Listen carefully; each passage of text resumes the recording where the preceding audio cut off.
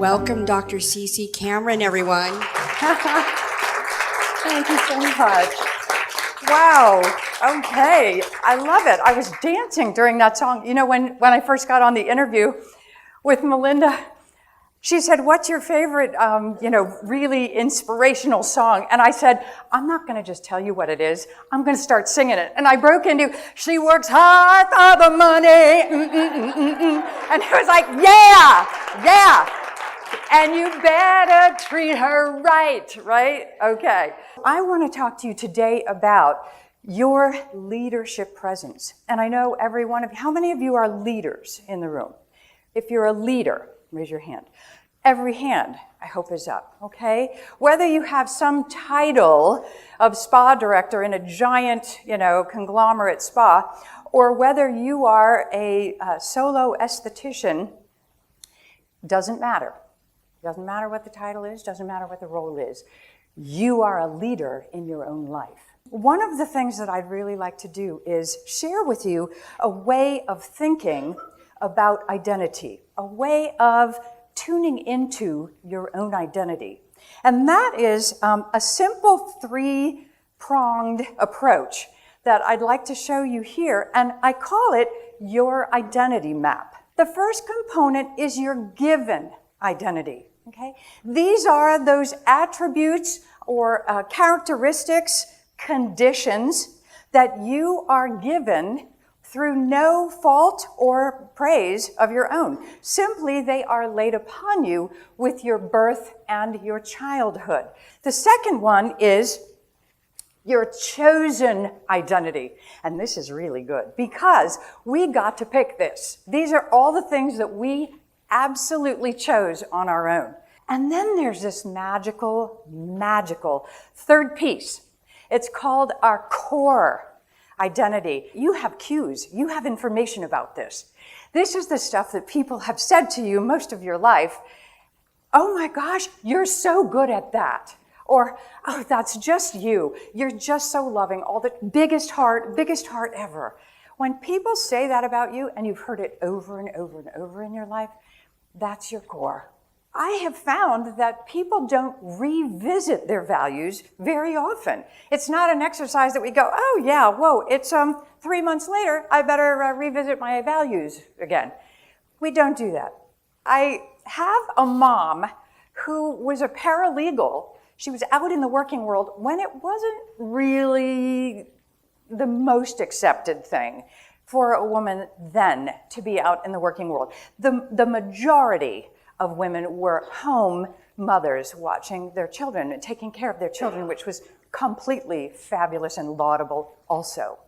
And my mom chose to be a working woman, and I was so excited by that. You know, I was one of those latchkey kids. You come home after school and you got a key to the front door and you just kind of go and make your own snack. But the coolest part about my mom was she was working and she had great stories from the legal field. And she taught me about business all the way from the very beginning. And I thought that was the coolest thing.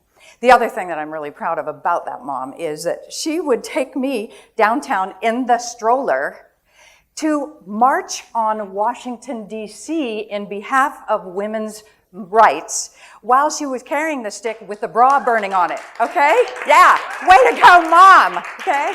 So, yeah. My parents would call up the school in the morning and say, yeah, our son and daughter won't be at school today. And they would they would wink and go like this to us and say, there's a whole lot of learning that happens outside of the classroom.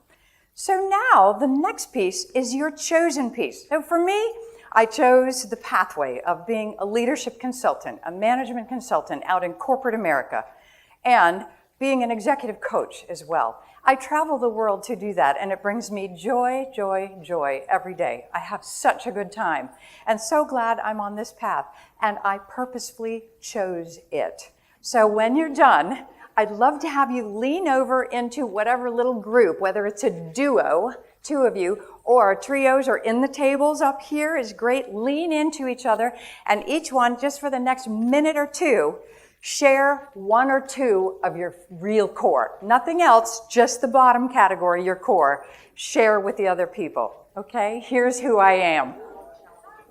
Okay, wrap up your conversations. I know it. Don't make me whistle, because I will. Here we go. Attention back here in the room as a whole. Wonderful, wonderful energy. Thank you for that. Did you hear some amazing things? Yes. Yes. Are you feeling inspired? Me too. I caught drift of a few of them, and it's just amazing. I love what insights you have about yourself. I keep telling the young women that I work with, you are the expert in your own life. You know yourself so well, and I'm so glad to help you explore that. I'm asking you so that you can respond. This is not me asking rhetorical questions. What does an agent do for his or her clients? What are literally the things they are doing? Say it louder. Booking them. Yes, absolutely. What else? Say it again. In promoting. Yes. Over here. Creating opportunities. Yes. And how do they do that? Make connections. They have fabulous networks, don't they? And by the way, pay attention to all these answers because they apply to you. I'll show you how. So the next question, of course, is, how are you at being your own agent? Oh, do I hear some not so good in the room, right? Yikes, why wouldn't we be? Why wouldn't we be?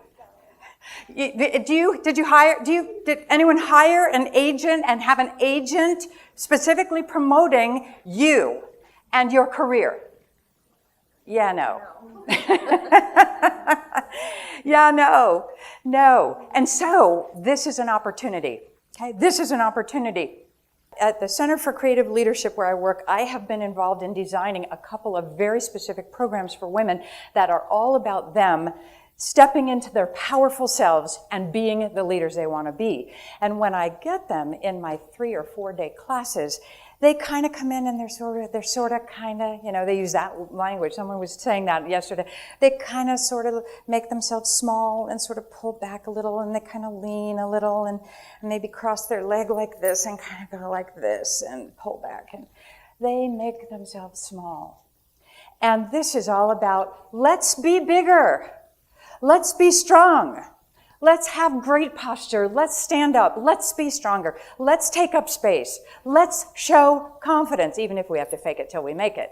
And as you do it one time, even if it feels so awkward for you, guess what? It's going to be that much easier the next time. Make sure that you're achieving that balance. Don't allow yourself to be small. Make sure that you are being large. And when you talk about then, circling it all back in, being your own agent, the kind of things that you can do that are on the strong side are making sure that you're revisiting the direction that you and your business are going in. Is it right? Does it feel good? Does it resonate with you? Refine that. Revisit it and refine it as often as it feels like it's necessary. You'll know when you're getting in a rut. You can feel that. Your soul is talking to you, okay? Do you have a finger on the pulse beat of what your network is, who your most crucial people are that are in it, and is that serving you well? And if it's not serving you well, take a moment next week to explore, where are the gaps in my network? I've heard it all day yesterday and this morning too. We're so busy. We have so much going on. There's so much to do. I can barely stay my head above water. Figure out what you need to say no to so you can say yes to the right things that are going to leverage you, leverage your business. Even if you don't know it, you have a brand. And it's really the way that you're showing up as a person in the world, and particularly of importance in your working world. If you talk about brand in terms of an individual leader, it's all about that collection of values that we explored earlier, that you stand for and that you consistently deliver to others.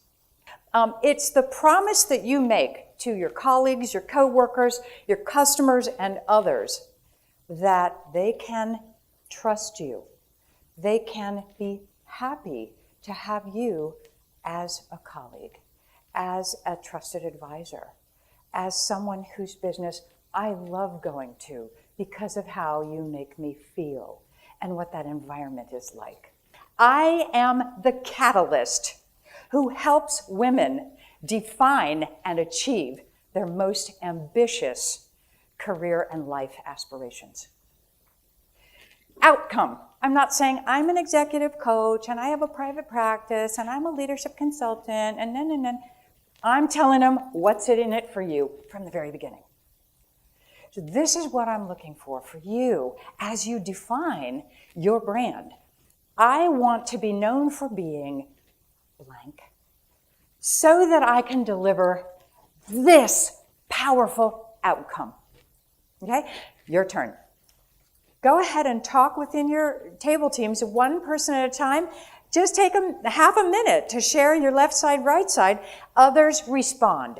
Coach, help him or her know how that feels, how it sounds, and be able to tweak, and then quickly move on. I'm hoping that what you experienced here with revisiting your own core values that really help to form your identity has allowed you to see that you can step up in a big way, combining those softer characteristics with the strong characteristics and pull that beautiful identity forward. So here's to all of you embracing who you are. Happy that you revisited it. Thank you so much for being courageous and playing. Glad to spend this time with you. Everyone, Appreciate Dr. it. Cece Cameron. What a joy to have you today.